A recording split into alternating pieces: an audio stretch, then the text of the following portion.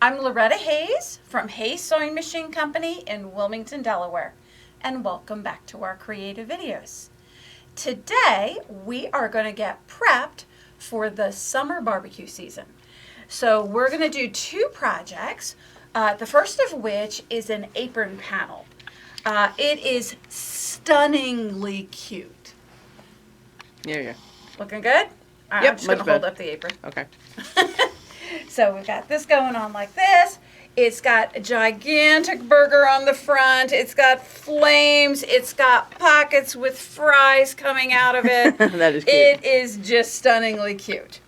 So that'll be our first project. And then our second project is we are going to make a mitt using the Insel Bright batting.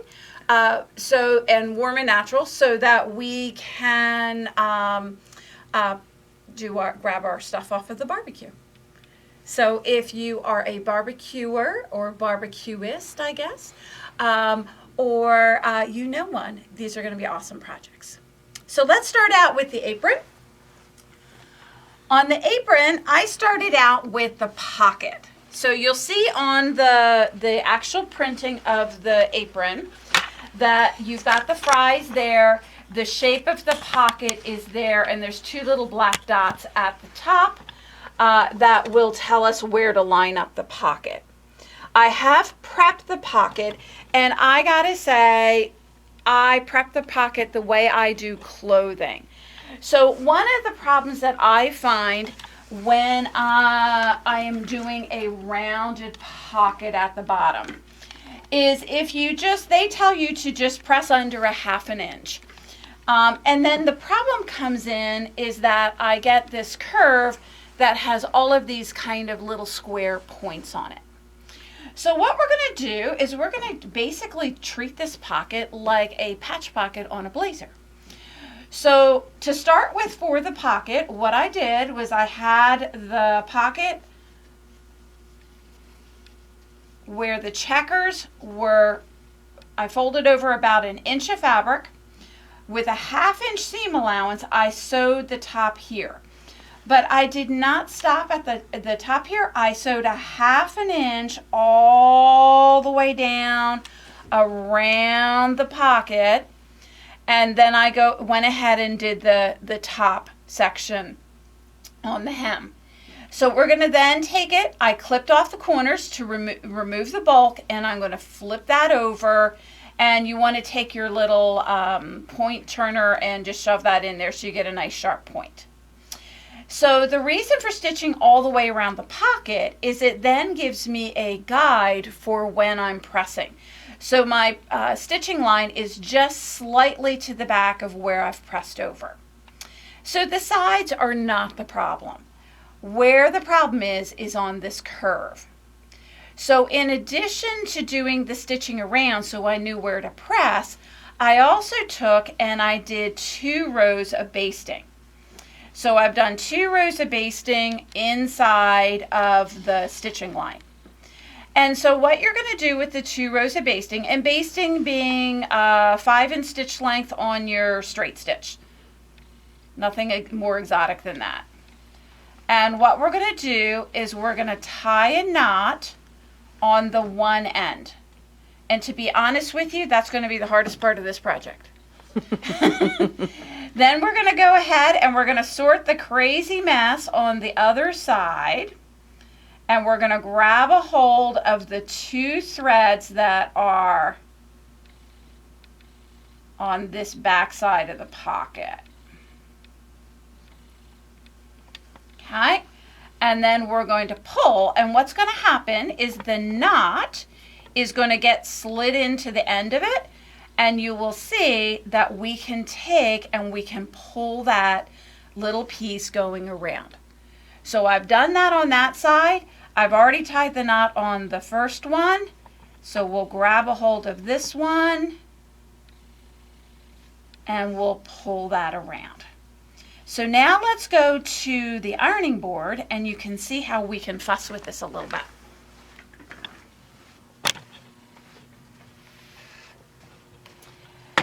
So because we have that nice little gather, that's pulling in that extra fullness that is on the back end of the curve. And so we can take it, I'll flip it around so I can just see my stitching line.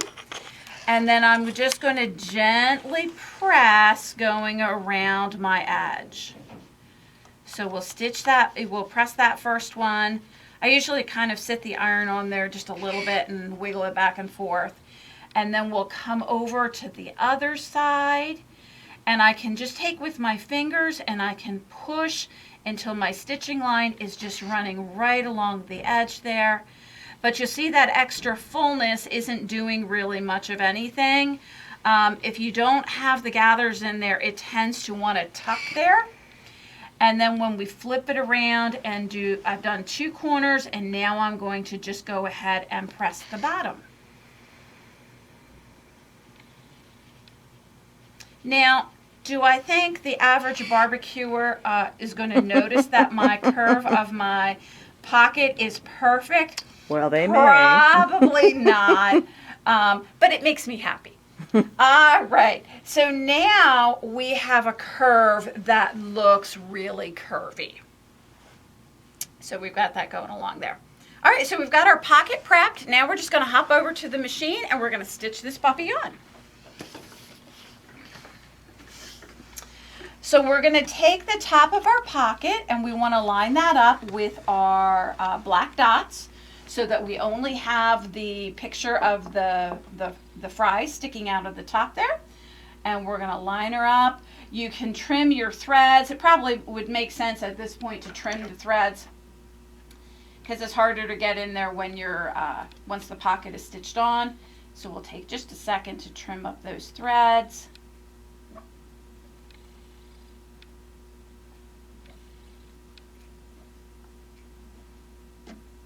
Those fries look good, man. Do they?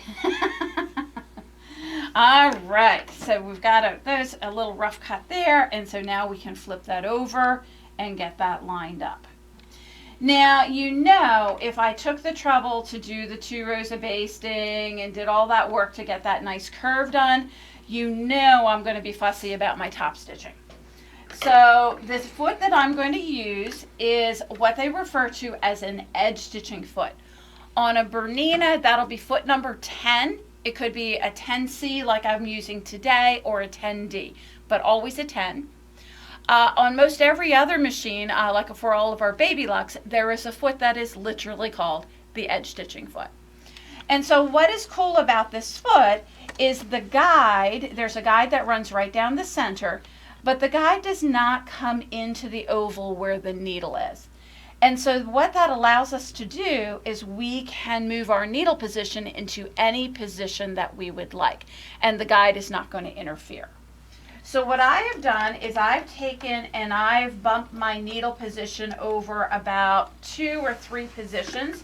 My goal here was I wanted to have my top stitching about 1/8 of an inch in from the edge. So we're going to go ahead and drop our foot down. Okay, we're going to go ahead and do a little bit of stitching. So I'm going to stitch for maybe about 1/2 inch. And then I'm definitely going to back tack this. Because if you're going to shove things in your pockets, you would like to not have to mend the pockets. So taking it and doing our little back tack. And you can see what's happening here. I'm running the edge of my pocket right along the edge of the metal guide. And because my needle is shifted over, I'm getting this beautiful, beautiful top stitching. So we're going to work our way around.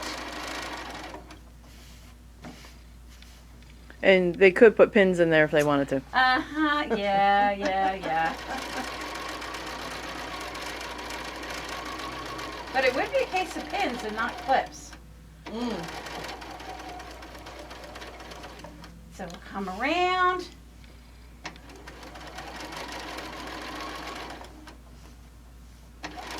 And when we get back up to the top,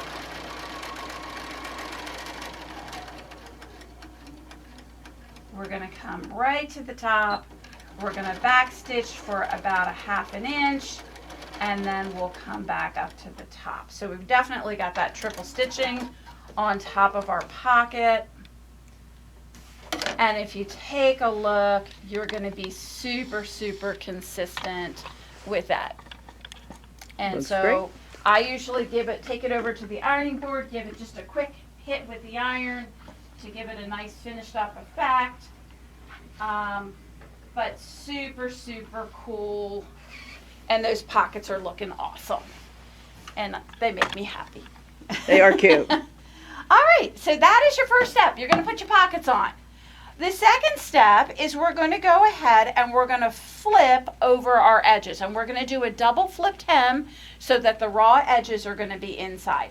So what I'm going to do is have Pam come over to the ironing board and I'm going to show you what I did for positioning mine. So I left a curved edge because everybody's like, well, yeah, I can do the straight edge. What do I do with the curved edge? And then I also left up the top here. So rather than doing a ton of measuring, what I did for this pattern is I took the raw edge of the fabric and I simply folded it in so that the raw edge of the fabric is touching the line that I can see. So that first black to yellow line there, I'm just folding that over. It is basically 1/4 of an inch. It's probably technically a hair more. But here's the great thing about this curve. It's not that tight of a curve. And we can come in and press that along and it lays really, really nice because it's on the bias. So once I have that done there, I'm then going to go ahead and I'm going to flip that over one more time. So we'll come in.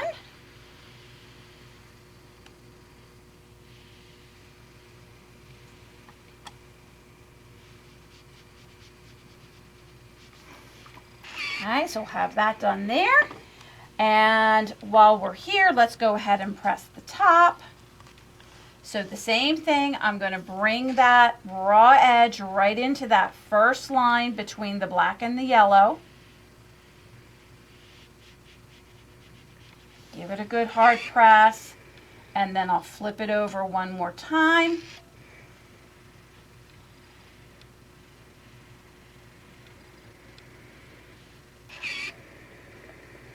And I'll press that.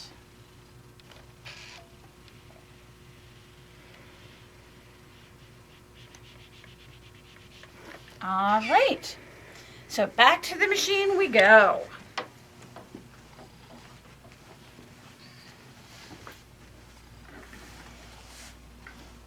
So we're going to do the curve first. And when I first looked at this panel, I was like, oh my word, what color am I going to choose? Because it's dark red at the bottom, it gets into orange at the middle, and then it's up to yellow on the top of the apron. But what I found was interesting. On the sides and on the bottom, when I flipped it over, the edge of the seam, the edge of the hem, which is where I'm going to be stitching it, lined up almost perfectly with the black line. So for the sides and the bottom, I put a black bobbin in and boom, I was good. What I found on the side is that it lined up more in the yellow. So what I did is I just took and I rewound a yellow bobbin. So we're going to go ahead and we're going to install that yellow bobbin.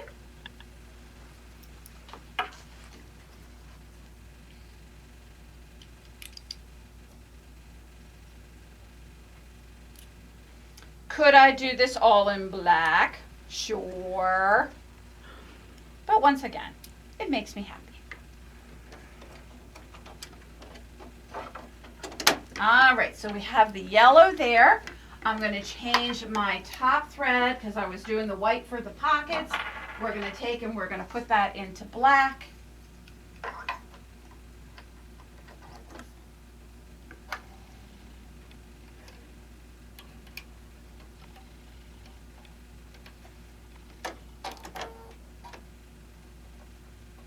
And we're going to leave the same foot on But this time, I'm going to be moving my needle to the right. So when I was doing the pockets, I was going to the left.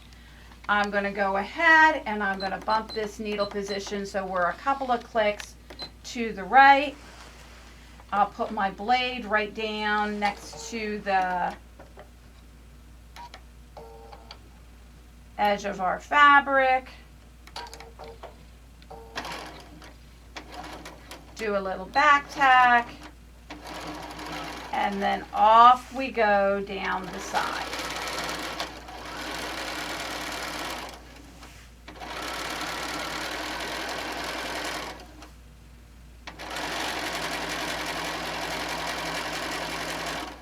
I'll unfold the top a little bit so I can just go ahead and sew all the way up to the top. We'll cut our thread. Don't need to back tack on that end because we're going to be flipping this and it's going to get caught in. And then we're going to check this one. So for this one here, it sure looks to me like we're going to end up with it as a black on, it's lining up on the black line. So we'll just do a quick pause. We'll change out to our black bobbin.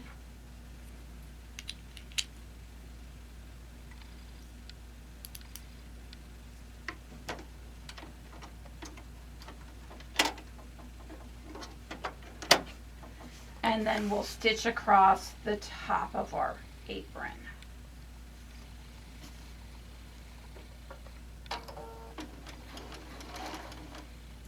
Little back tack to make that nice and secure because it's a barbecue apron, and so we would like to be able to run this through the washing machine.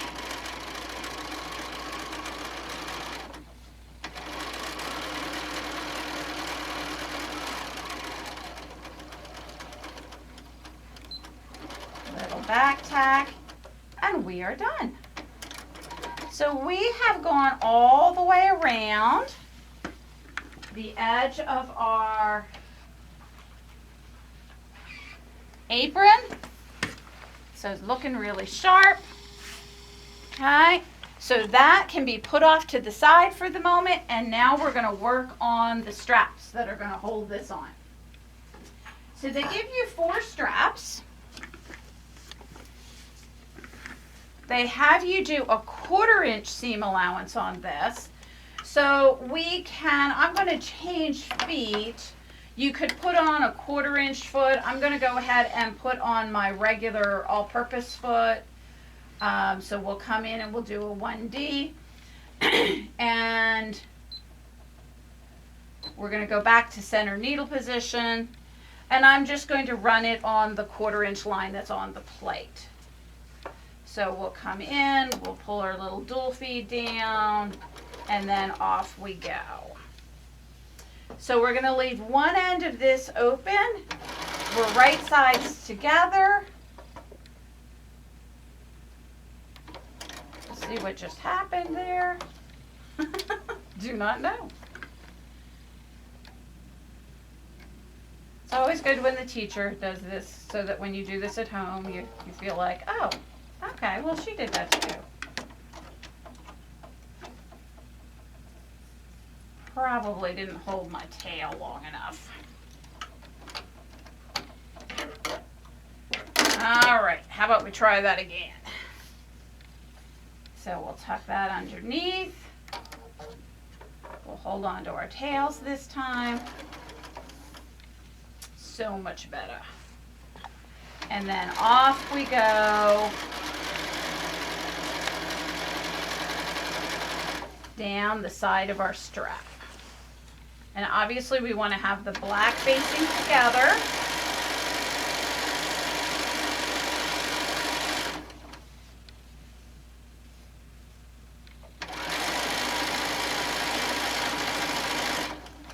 And you're going to do this 4 times.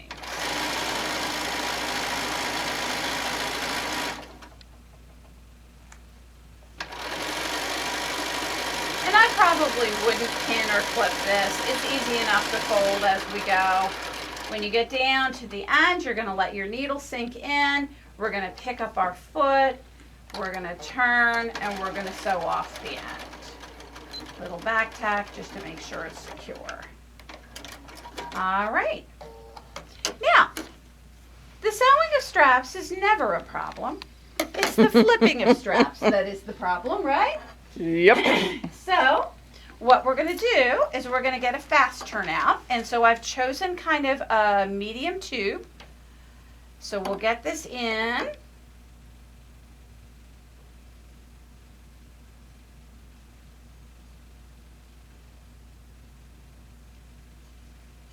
Easier said than done.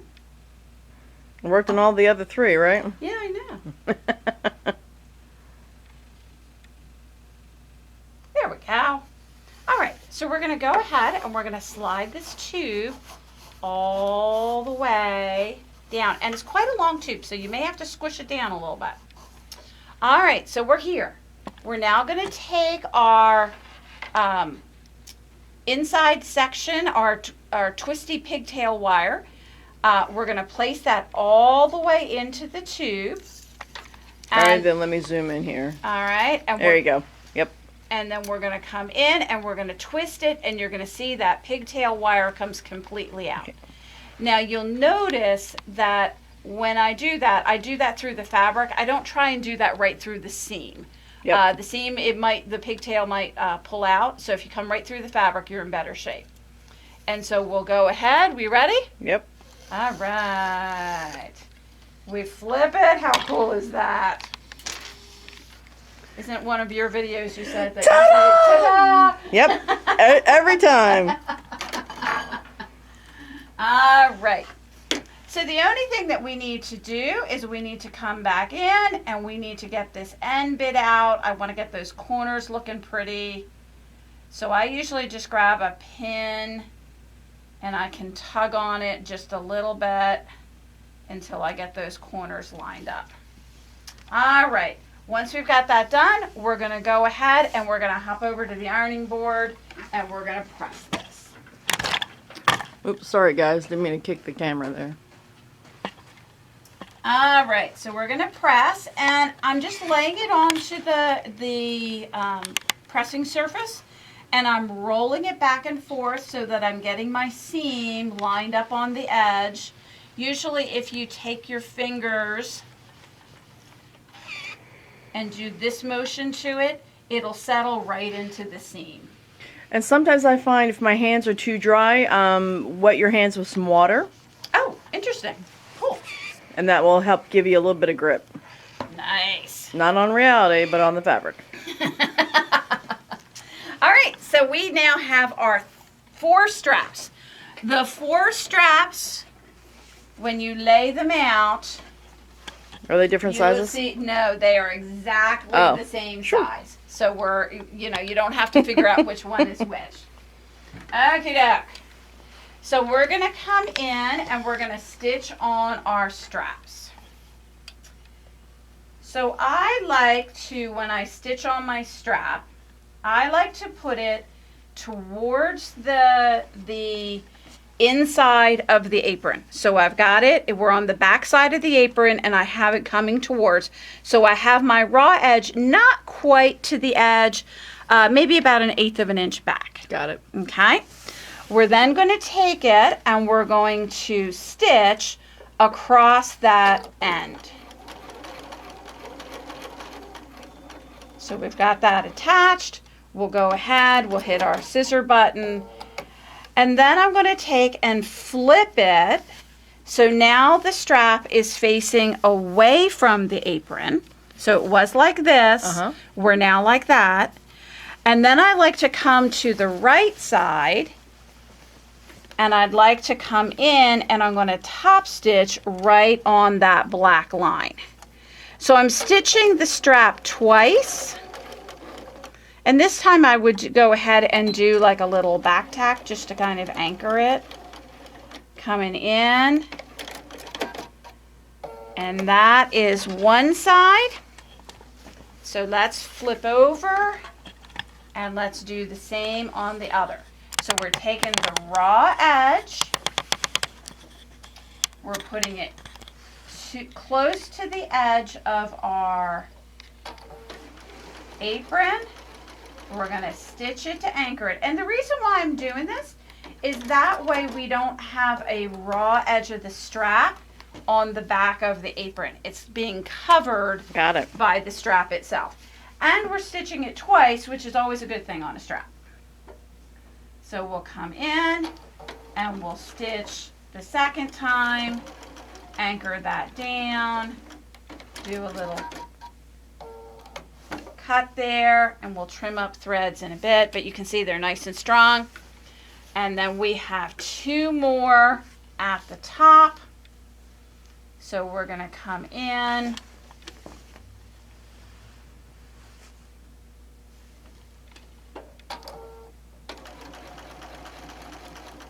Now, Loretta sews it twice, which is an awesome idea. I've always just sewn it once, but I do it with a triple straight stitch. Oh, very nice too. There's more than one way to attach a strap. Yep, absolutely. Good morning.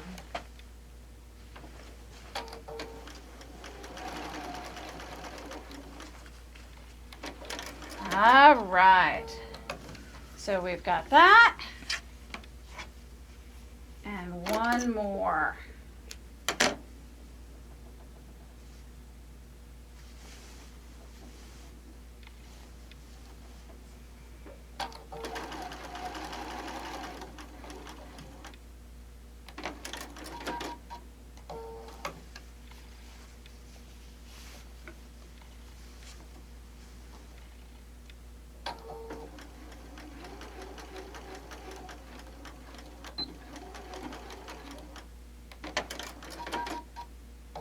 And ta-da! That is awesome. Other than a little hair cutting to trim up our threads, we now have the apron completely done. So how sweet is that? Very nice. On there. All right, so we'll give it a press and we'll give it a haircut. Let's move on to our mitt. Now our mitt, I'm doing 2 different fabrics. I'm doing the hamburger fabric and the flame fabric. So we're gonna take it and we're gonna be doing some layering up. So there is actually layering up. I cut 2 pieces of the hamburger fabric, 1 for each side of the mitt. I have a layer of Warm and Natural. I've got a layer of Insulbright, and you always know you have Insulbright because it's got that silvery piece in it. And don't ever use it for a quilt unless you want to rustle. Mm-hmm. And this is definitely for barbecuing. This is not that I ever put a mitt on when I do my microwave, but if you were to do a microwave bowl with this, it would spark like crazy on there. All right, and so we've got that going on, and we've got our flames. So I'm going to flip this over only because I used the yellow thread, and I'm going to put that yellow bobbin back on, and we'll have the black thread up at the top. Now, where did I get the mitt pattern?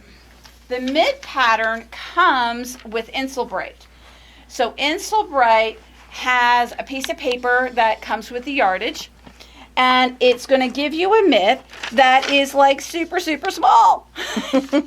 So the very first thing that you need to do is you need to enlarge the pattern 150%.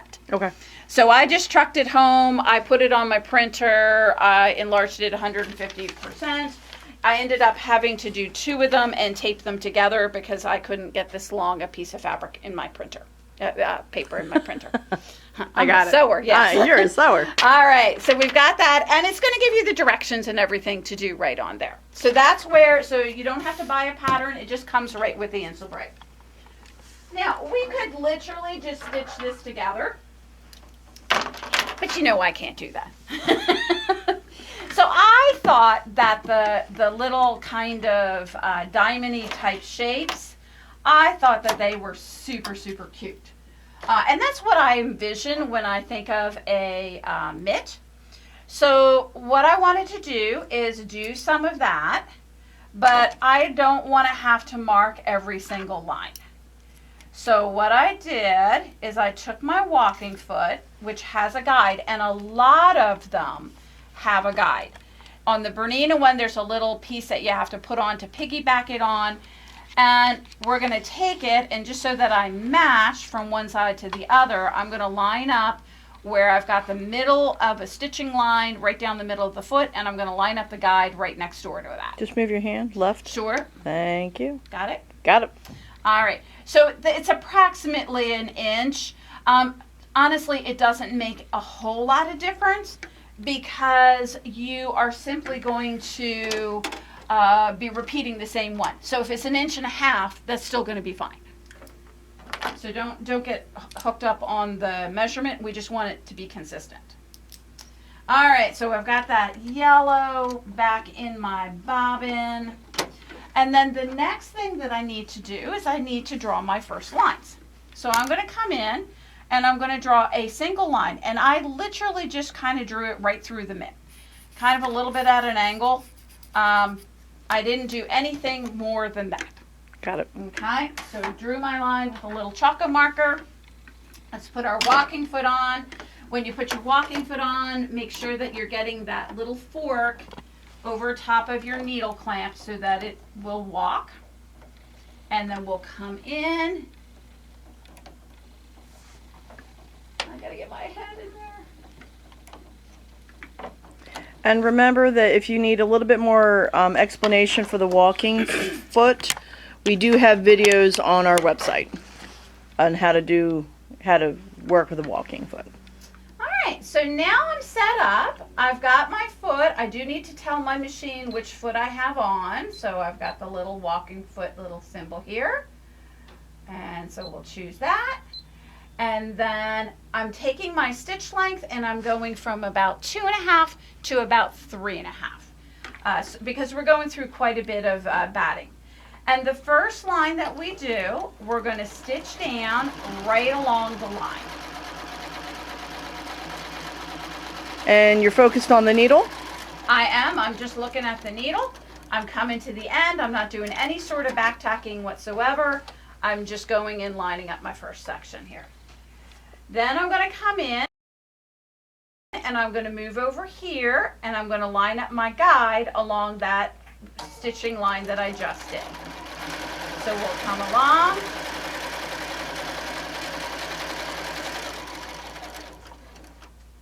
We'll cut our thread and we'll continue to do that all the way up to the top of the mitt.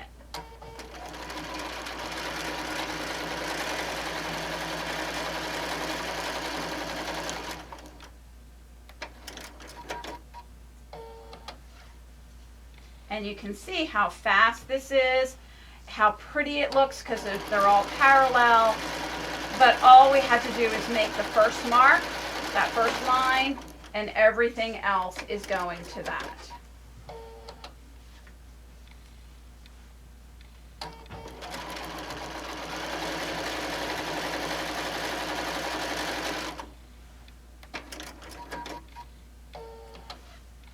When you get to these shorter ones,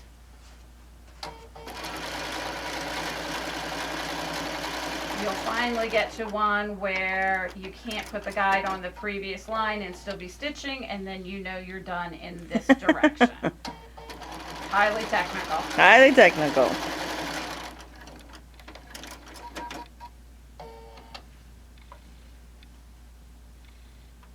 And this should be our last row going this direction. All right. Now, my guide is on my left-hand side, and on the Bernina walking foot, I could simply place another guide on that works on the right-hand side. But this is a mitt. Let's make this easy. So all I'm going to do is I'm going to flip my mitt around, and I'm going to come in, and I'm going to finish stitching out.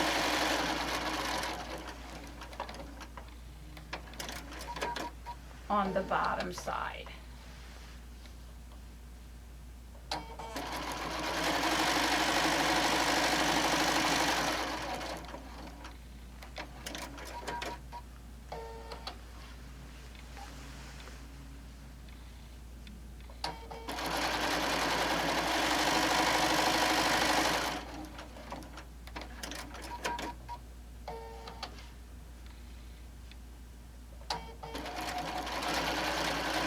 I think this might be my last row. Nice. All right. So I could leave it like this. And in fact, I thought about leaving it like this. But I was like, oh, I really like the diamond shapes. So if I'm going to do the diamond shapes, then what I'm going to do is I'm going to take and draw the next line. So this line, what I'm trying to do is I'm lining up a line across my rotary ruler right parallel, right on top of one of my stitching lines. So that's going to give me kind of a 90-degree angle. So it's really more square on point rather than actually a diamond shape. So we're going to go ahead and sew this, and we'll be right back. And we are back. So now we have our piece quilted. I did take the time to trim the excess batting if there's any excess batting showing. And I did a little zigzag around the edge. We just wanted to keep these edges all together and keep them from fraying in the Mitt. So the last thing that we need to do to prep this before we put the two halves together is we need to take and finish the top of the Mitt. And so to do that, we're going to go ahead and we're going to use Ready Done bias tape. And so we're going to use the extra wide double fold. And if you've not done anything with the bias tape, when you open it up, you have a fold here, and then you've got two folds around the edge. So the center fold is the fold in half. Sorry, 2 seconds. And the outside edges are our raw edges. Mm-hmm. So what we want to do is we're going to take and we're going to open it up, and we're going to find the first little divot where the fold is. We're going to place that at the top, and I always like to give myself a little bit of extra, just as a little safety. And we're going to stitch right in that little valley that the fold has created. So once again, we're still doing the walking foot. Anytime we're stitching through batting, we want to be using the walking foot. And we're going to come in and we're going to run the raw edge of our bias tape running right along the top edge of our Mitt. So we'll stitch along. And I just do a little at a time. One of the great things about bias tape is that it is very flexible. So while the Mitt is curved at the top, it's not any problem to go ahead and put this bias tape on. So we're going to stitch there. We're going to go ahead and give it a cut. And we're going to cut our bias tape a little bit long. Now, before you go to stitch the other side of the bias tape, it is always so helpful to head over to the ironing board to press this. So let's head over there for just a moment.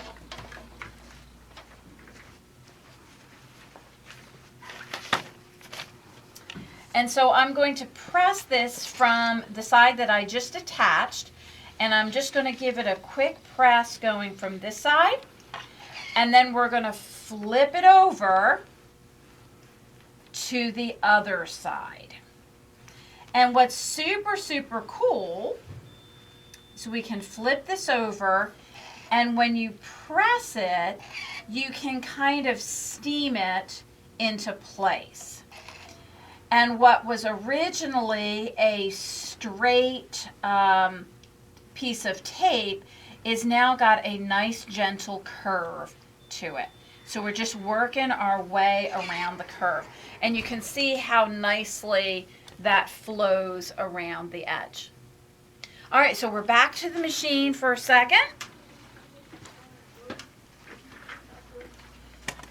When we pull this over, we have our original line of stitching that you have for the bias tape. We're going to go ahead and we're going to flip that over, and the bias tape is going to go over that row of stitching. And we're just going to stitch right along the edge. So we'll give that a little gentle tug, and we'll work our way around till we get to the other side. And it's one of those things I don't even bother. It's so easy to do once you've pressed it that I don't even bother to do much in the way of pinning or even clipping. Come to the end, and so now the top of our mitt is so cute. You'll see that the row of stitching is actually on both sides, right on the binding. Now we're going to come in, we're going to clip off the ends, and that's the reason why I left the excess, because we want to be able to get it so that it literally just continues the line right up the mitt. Now the big decision. Okay, we've got our mitt. We have two sides of our mitt. So we've got the hamburger side and we've got the flame side. So we have to decide which one is going to be our pretty side, our outside. Flames. And flames. I kind of like the flames. I like the contrast for the yellow bobbin on that. So we're going to go ahead and we're going to put right sides together. And we're going to stitch around the mitt. The goal here is to stitch just inside the zigzag. Don't go too far in because it'll make it more difficult to flip this around. And so we'll go in. I'm just going to be stitching just a little bit inside the mitt. We'll come in. We'll do a back tack because once again we're going to be shoving our hand in there. And while we like to make it once, we don't want to mend it after that. And so we'll work our way around, just stitching just to the inside. So if I were to put a ruler measurement to it, I would say that I am a healthy 1/4 of an inch. Just a tad bit bigger. And you can use that 1/4 inch line on your walking foot to give you a good visual guide. But what's cool about it is it's so stiff because of the Insulbright and the Warm and Natural and all the quilting that honestly it's not slipping and sliding. We've come to the where the thumb goes, so we'll sink our needle, we'll do a quick little pivot.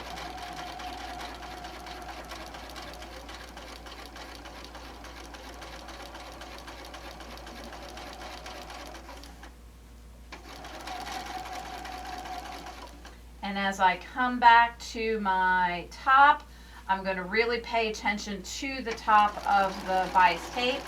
I'd like that to be exact.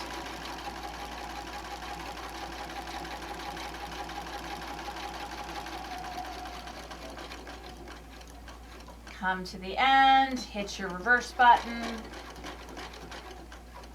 and we are done.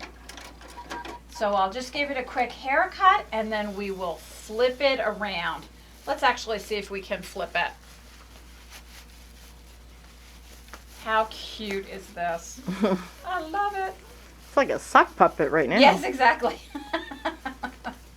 What's kind of cool is, you know, you're going to put your hand in there anyway, so you can use your hand to flip it around. There's that. And then we'll bring our thumb out. And we're good to go. Use my tool.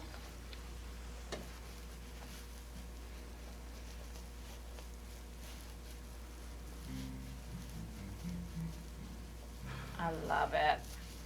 All right, so we're just going to do a quick press. I might flip that back and do just a little clip where our thumb piece is, but how sweet is this set? So we've got our mitt, and we have our apron, and we are ready for the summer barbecue season. Woohoo! All right. So I hope that you enjoyed this video, and we'll see you next time.